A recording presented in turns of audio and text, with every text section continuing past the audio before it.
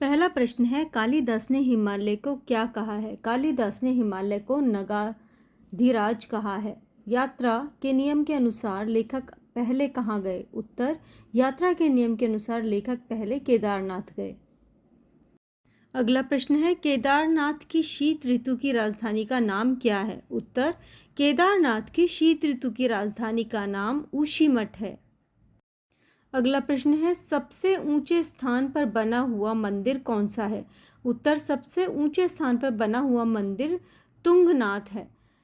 अगला प्रश्न, 8 वर्ष की प्यारी बच्ची का नाम क्या था? 8 वर्ष की प्यारी बच्ची का नाम संध्या है। छठा प्रश्न, जोशीमठ से बद्रीनाथ कितने मील की दूरी पर स्थित है? उत्तर है, जोशीमठ से बद्रीनाथ केवल 19 मील की दूरी पर है।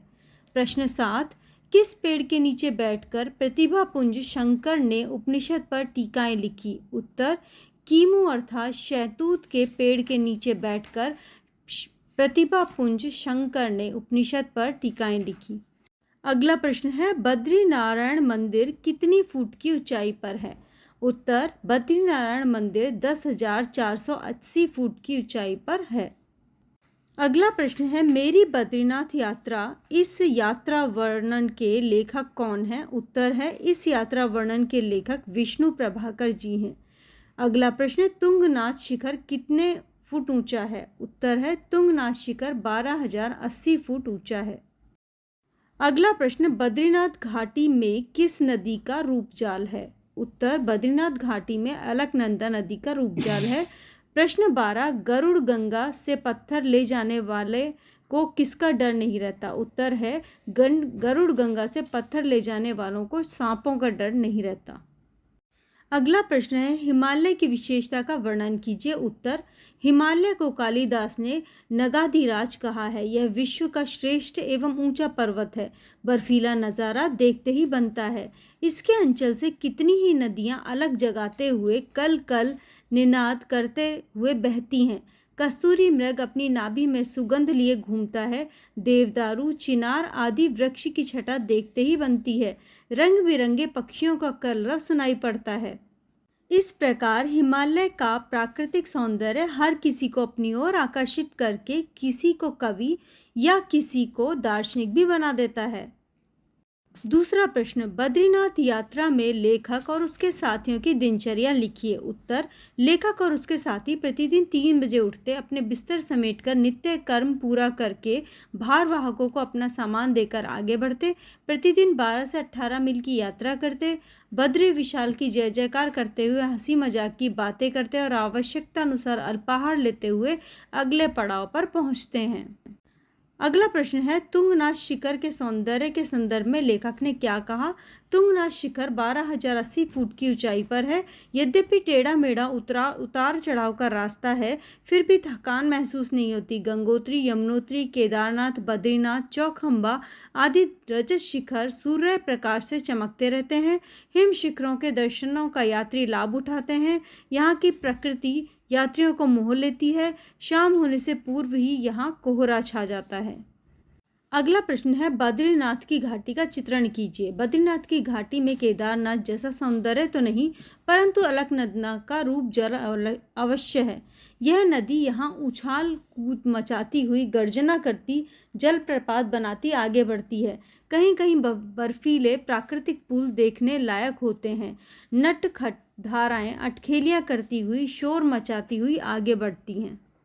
अगला प्रश्न है, बद्रीनाथ नारायण मंदिर की विशेषताओं पर प्रकाश डालिए। उत्तर, अलकनंदा के दोनों ओर पहाड़ों पर नर नारायण कहलाते हैं। कहा जाता है कि किसी जमाने में बद्रीनाथ में बेरी का वन था। बद्री को बेरी कहा जाता है। यह मंदिर 10,480 फुट की ऊंचाई पर बना हुआ है। मंदिर की स्थापना आदि शंकराचार्य जी ने की थी। यह मंदिर नारायण मंदिर की गोद में बसा है। नीलकंठ के हिम शिखरों की छाया भी है। देश का अंतिम गांव भी माना जाता है। यह मंदिर आकर्षक है।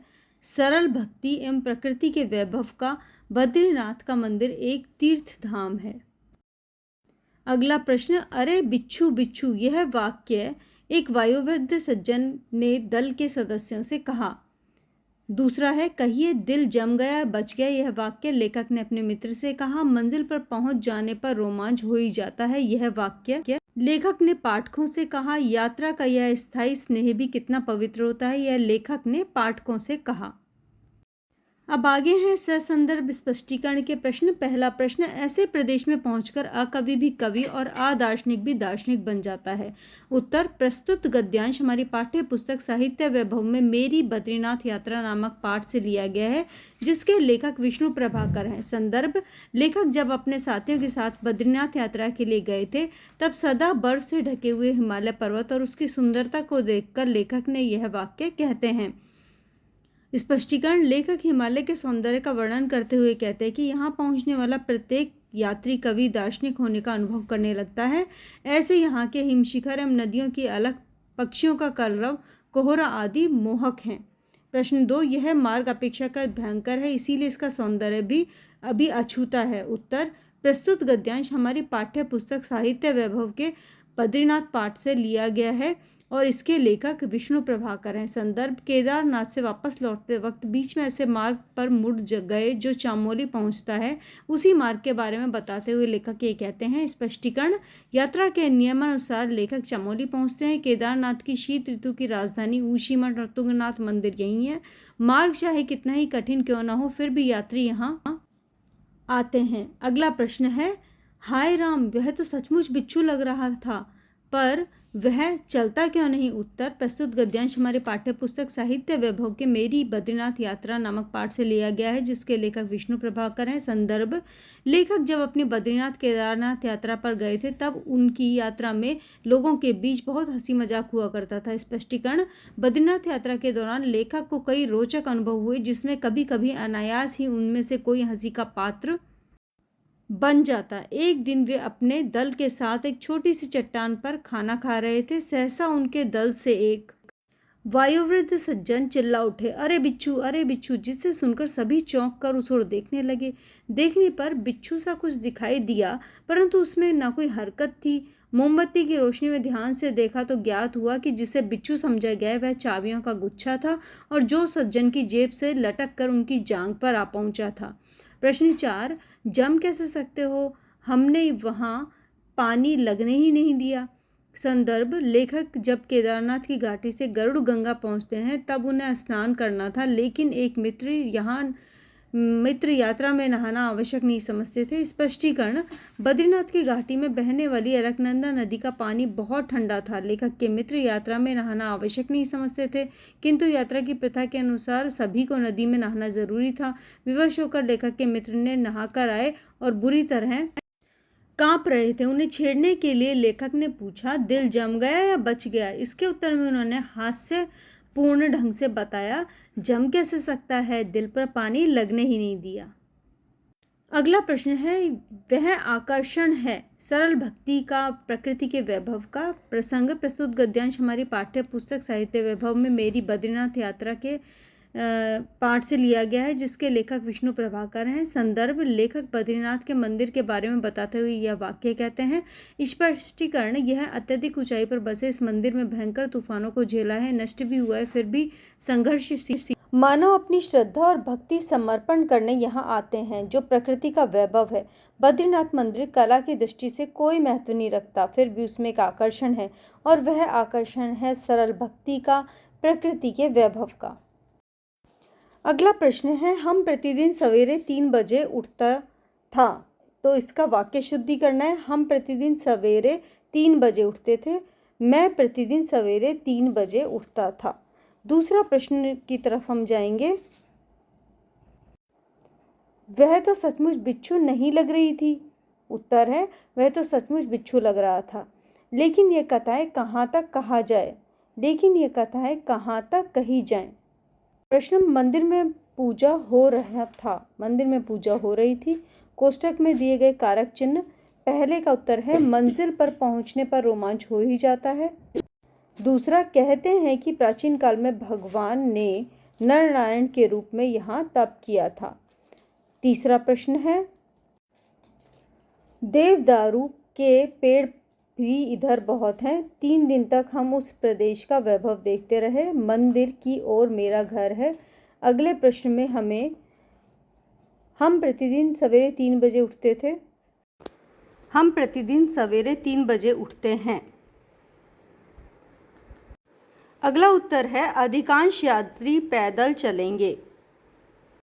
अगला उत्तर है बद्रीनाथ हमें पुकार रहे थे। अब प्रश्न आता है लिंग रूप बदलना है। बालक बालिका, भक्त भक्ता, कवि कवित्री, भगवान भगवती, वृद्ध वृद्धा।